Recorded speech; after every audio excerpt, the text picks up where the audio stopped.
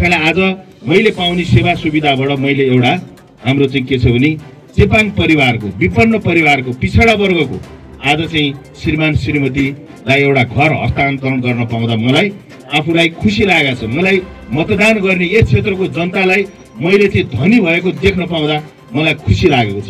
माननीयले गाँजाको coat लाउँदा चाहिँ पुलिसले प्रशासनले खुल्न नमिल्ने अनि गाउँलेले गाँजा लगाउँदाखेरि कारवाही हुनुपर्ने जेल जानुपर्ने समस्या छ।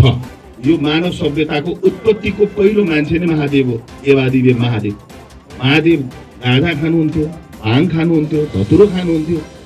उहाँलाई उहाँको श्रीमती पार्वतीले बनाएर एकदम राम्रो आफ्नो श्रीमानको चाहिँ यो चाहिँ के छ भने एकदम राम्रो जडीबुटी भनेर दिनु। त्यसकारणले सङ्घीय व्यवस्था विद्रोह पछिको सशस्त्र विद्रोह पछि आएको शान्ति प्रक्रियाले जनताको व्यवस्था गर्नलाई अवस्था परिवर्तन गर्नलाई जनतालाई गरिबलाई गरिखानी बनाएर हुने खानी बनाउने दिशातिर अगाडि बढाउनको लागि हामीले राजनीति गरेको।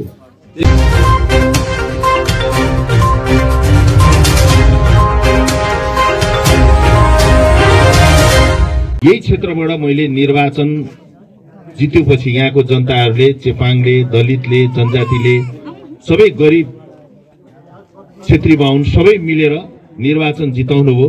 निर्वाचन जितेपछि मैले मेरो धर्म भनेको मेरो कर्म भनेकै धर्म हो, कुकर्म भनेकै अधर्म हो। धर्मको आधारमा मैले चाहिँ जनताको सेवा गर्नुपर्छ भनेर राजनीति गरेको।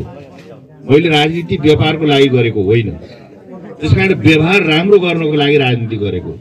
त्यसकारणले जनताहरूलाई अप्ठ्यारो पर्दा दुःख पर्दा बास नहुँदा बाँस घाँस कपासको व्यवस्था कसरी गर्न सकिन्छ, रोजगारीसँग जोडेर जनतालाई गरिखानी बनाउन कसरी सकिन्छ, मागी खानी र ठगी खानी प्रथाको अन्त्य गरेर गरिखानी व्यवस्था स्थापित गर्नु छ।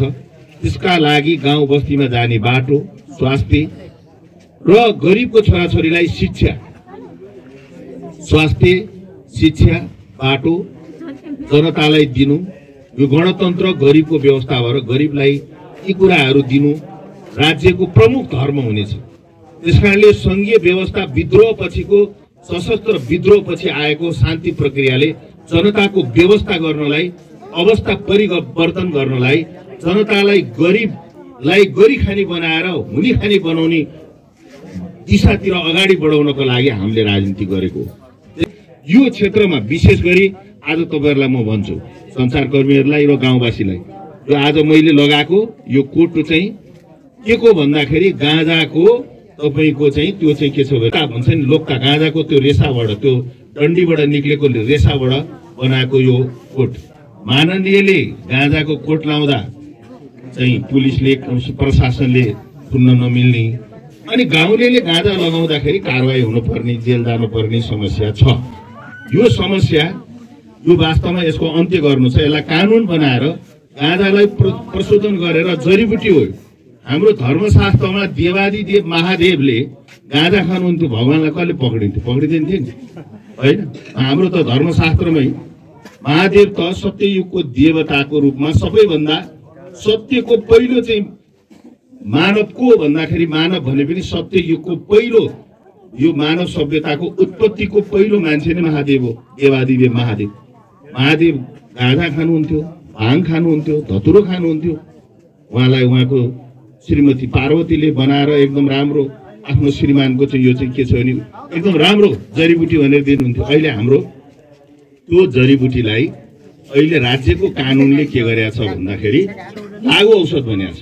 त्यसकारणले यो लागु औषध होइन, यो जडीबुटी हो। यसलाई चाँडो भन्दा चाँडो राज्यले कानुन बनाएर जनतालाई गरी खान बनाउनलाई यसलाई चाहिँ के छ भने व्यावसायिक रूपमा खेती गरेर जनतालाई कानुन अनुसार नै यो काम अगाडि बढाउनु पर्ने छ र संविधानले दिएको अधिकार र प्रदेश र केन्द्र र स्थानीय तहको तीनटाको सहकार्य समन्वय र सहअस्तित्व स्वीकारेर गाउँपालिकालाई यसको निगरानी प्रभावकारी चाहिँ गरेर यसलाई चाहिँ व्यावसायिक रूपमा खेती गरेर अनि यसलाई चाहिँ के छ भने प्रदेशले बनाउन मिल्ने कानुन र या संघले बनाउने त्यो कानुन बनाएर यसलाई कानुनको दायरामा लिएर आएर यसलाई व्यावसायिक रूपमा गरेर जनताको उन्नति र समृद्धिसँग जोडेर यसलाई प्रशोधन गरेर यसका तेलका कुरा क्यान्सर रोग पनि ठिक हुन्छ भन्ने कुरा चाहिँ कहीँबाट विज्ञानले साइन्सले प्रुफ गरेका कुराहरू पनि छन्। यसलाई चाहिँ के छ भने गाँजा एक किसिमको वनस्पति हो भन्ने छ। वनस्पति कसरी लागू हुन्छ? त्यसकारण आज मैले पाउने सेवा सुविधाबाट मैले एउटा हाम्रो चाहिँ के छ भने चेपाङ परिवारको, विपन्न परिवारको, पिछडा वर्गको आज चाहिँ श्रीमान श्रीमतीलाई एउटा घर हस्तान्तरण गर्न पाउँदा मलाई आफूलाई खुसी लागेको छ। मलाई मतदान गर्ने यस क्षेत्रको जनतालाई मैले चाहिँ धनी भएको देख्न पाउँदा मलाई खुसी लागेको छ। त्यसकारणले म मात्रै मन र धन दुवैको धनी हुँदै गर्दा जनतालाई मैले त्यो धनी बनाउने सपना देख्नुपर्छ र त्यो सपनालाई हकीकतमा मैले परिणत गर्ने मेरो उद्देश्य रहेको छ।